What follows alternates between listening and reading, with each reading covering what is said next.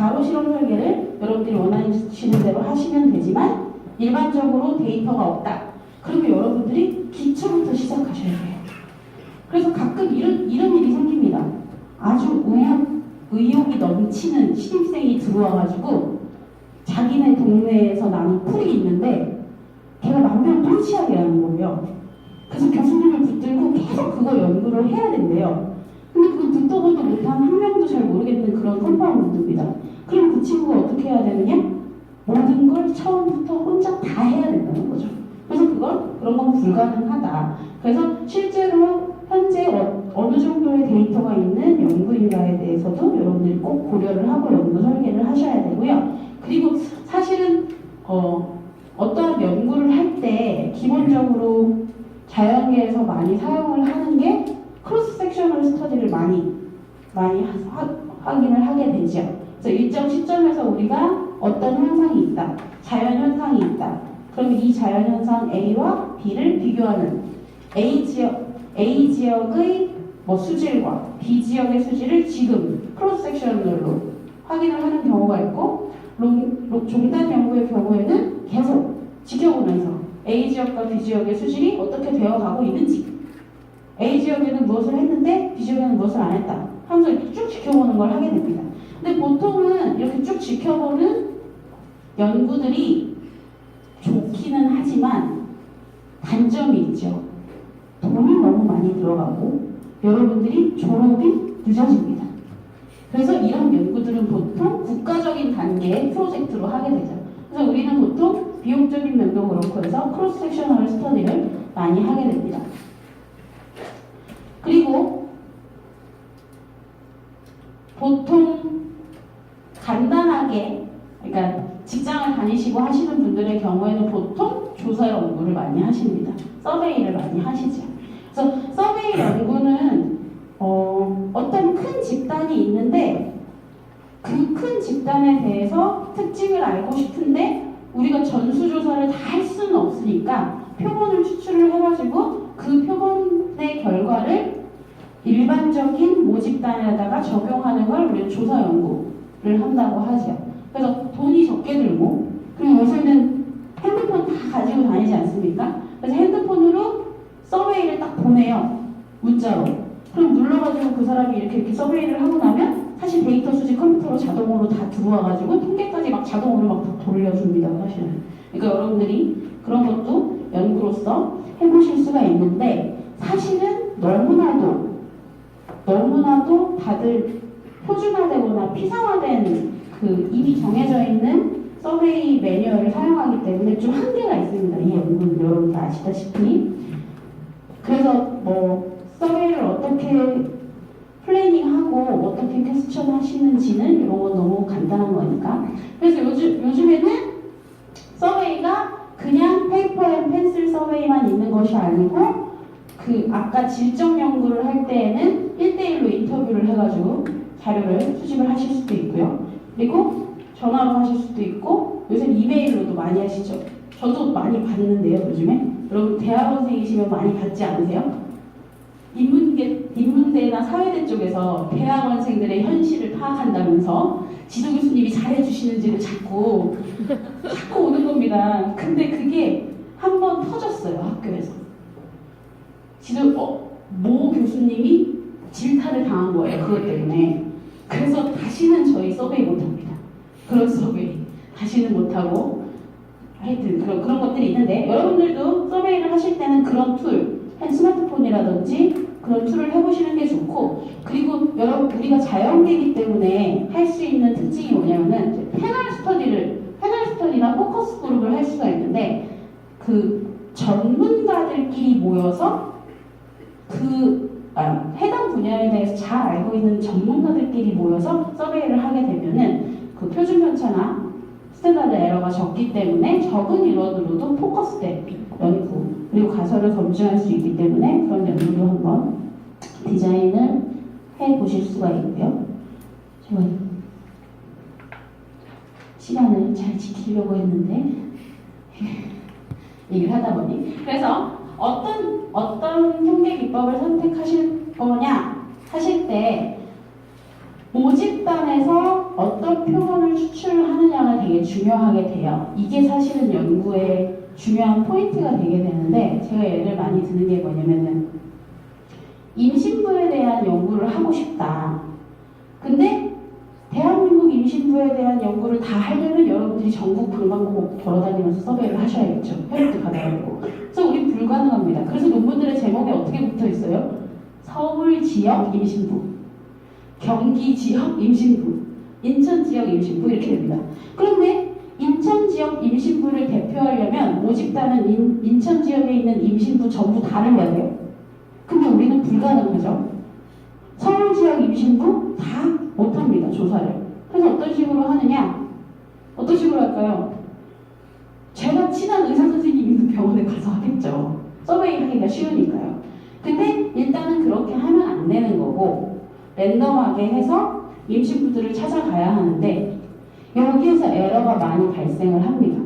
저는 서울 지역 임신부들을 조사하고 싶었는데 제가 친한 의사 선생님이 강남 한가운데에 있는 산부인과를 하시는 분인 거예요. 그러면 그게 서울 지역 임신부를 대표할 수는 없다는 거죠. 그래서 우리가 표본을 추출을 할 때 랜더마이즈드하게 뽑아야 하는데 이게 바로 아까 피셔가 만든 피셔스 익스트랙트라는 게 있습니다. 그래서 여러분들이 어떤 표본을 추출을 하실 때 어떤 식으로 모집단에서 표본을 추출을 하셔야 하느냐조차도 이미 다 정해져 있습니다. 그러니까 그 매뉴얼을 따라서 난스포를 사용하시든지 해서 하시는 게 좋고요. 그래서 그러한 베리에이션을 줄이면 결국 표본의 오차가 줄어든다는 거죠. 랜덤하게 뽑으면 오차가 줄어들 수 있다는 것이 기본이고요. 그래서 이제 빨리빨리 마무리를 해야 되니까 여러분들이 결국 오늘 제가 드리고 싶었던 말씀은 연구 설계에 맞는 어떠한 통계 기법을 사용하시느냐를 선택해 드리는 건데 그럼 순서대로 연구 목적, 주제에 따라서 여러분들이 통계 기법을 선택을 하실 수가 있습니다. 제일 먼저. 그런데 이 연구 주제가 무엇이냐를 선택을 하고 나면은 제일 먼저 보이는 게 다른 논문들은 표를 보시라고 했어요. 표를 보면은 독립변수의 수가 몇 개인지에 따라서 다릅니다. 통계 기법이. 그리고 또 다른 게 독립변수의 데이터 유형이 무엇인지에 따라서 다릅니다. 무슨 얘기냐? 독립변수의 데이터 유형이 서베이를 통한 거냐? 서베이를 통해서 남자는 1번, 여자는 2번 이런 식으로 정해져 있는 어떠한 명목적인 변수를 사용했느냐 아니면은 혈액 분석을 해가지고 수치화할 수 있는 거 양적 변수들을 사용을 했느냐에 따라서 통계 기법이 달라지고요. 그리고 종속 변수가 몇 개이냐 여러분들이 보고자 하는 팩터가 몇 개냐 하는 거죠. 비만도만 볼 것이냐 콜레스테롤만 볼 것이냐 아니면 두 개 다 볼 것이냐에 따라서 달라진다는 겁니다.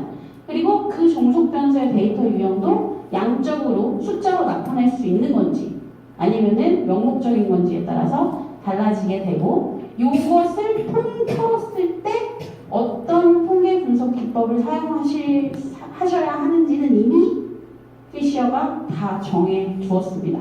그래서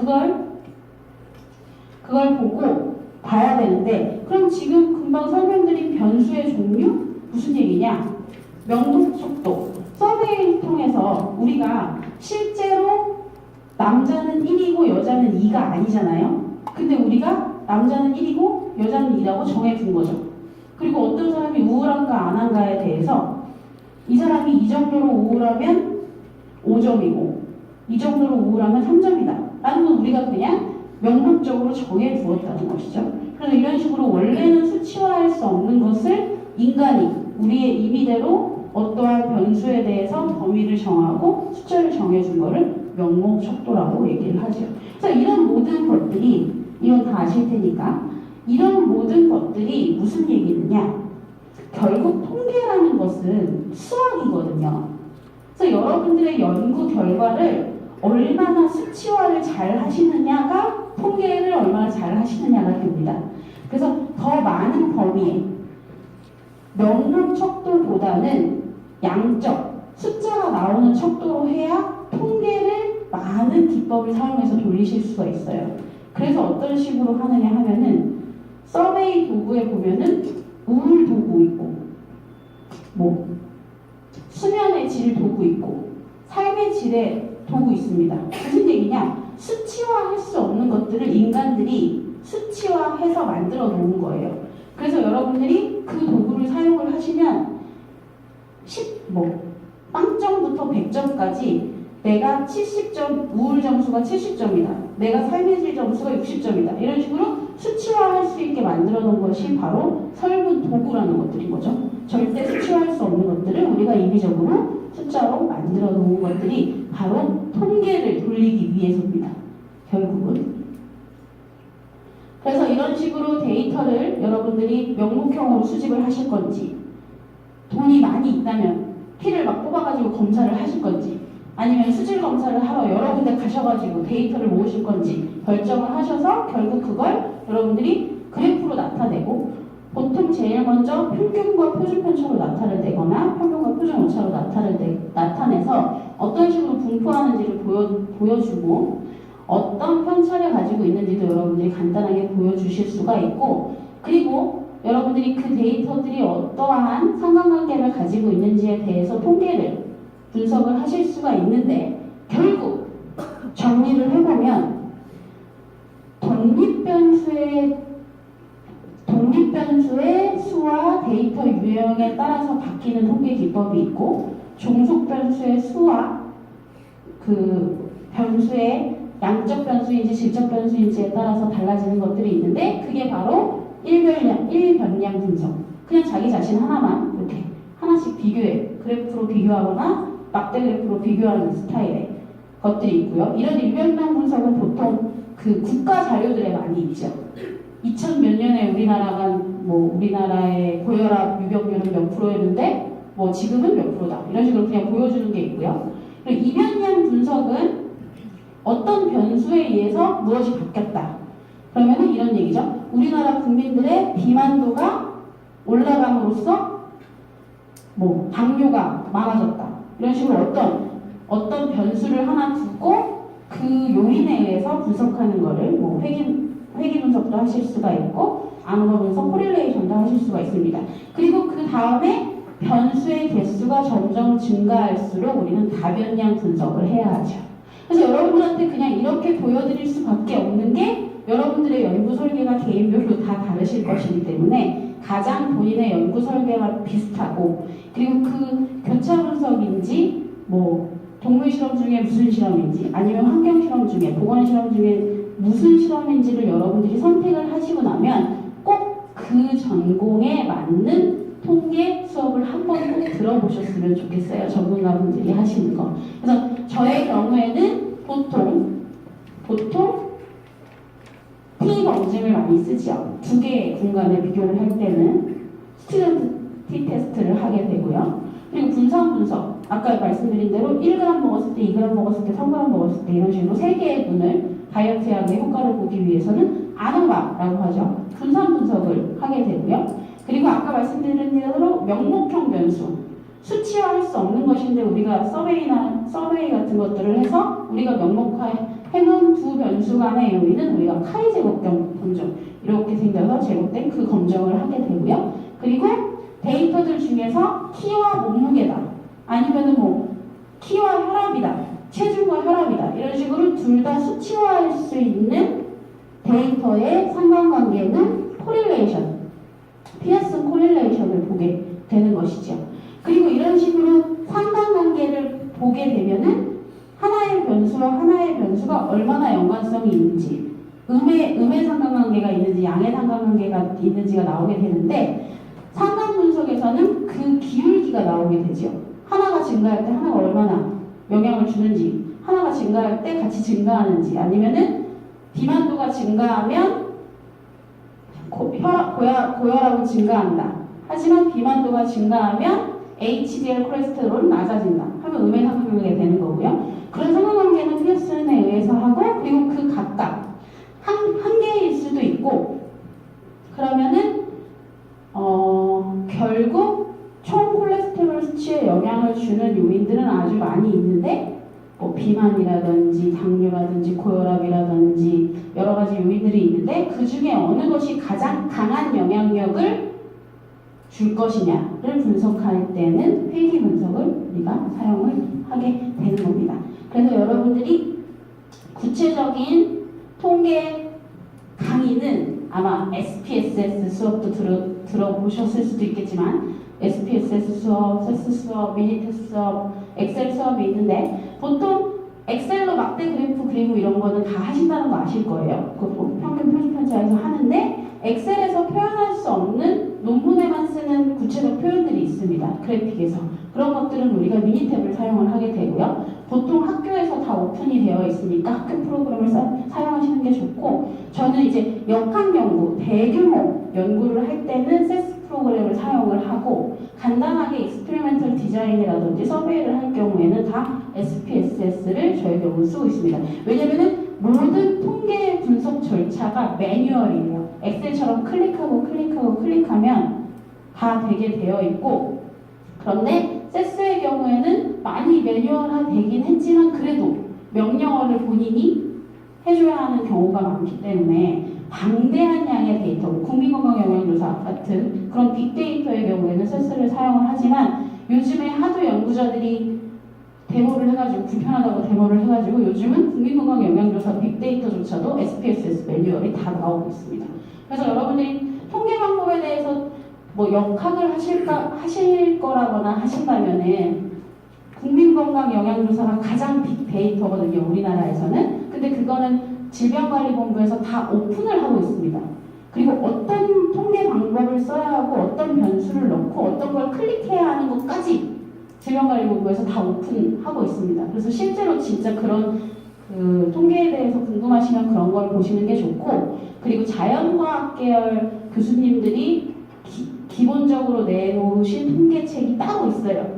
그래서 그런 걸 보시라고 말씀드리고 싶습니다. 왜냐면 전 처음에 보건통계학 들을 때 통계학과 교수님 수업을 들었는데 한 학기 내내 계산기만 두드리다가 끝났거든요. 그래서 여러분들은 그런 시행착오를 거치시지 마시고 꼭 본인 전공과 본인 연구 설계에 맞는 통계 특강을 들으셔서 혹시 기회가 있으면은 저는 이제 지실험이나 뭐 이런 걸 하는 사람이긴 하지만 또 뵐 기회가 있으면 저에게 그런 거를 들어보시면 좋겠고요. 아니면 다른 수업에서 꼭 그런 분야를 한번 들어보셨으면 좋겠습니다. 저는 여기까지 하고 뒤에 다른 박사님들 이어서 진행하도록 하겠습니다. 여러분 감사합니다.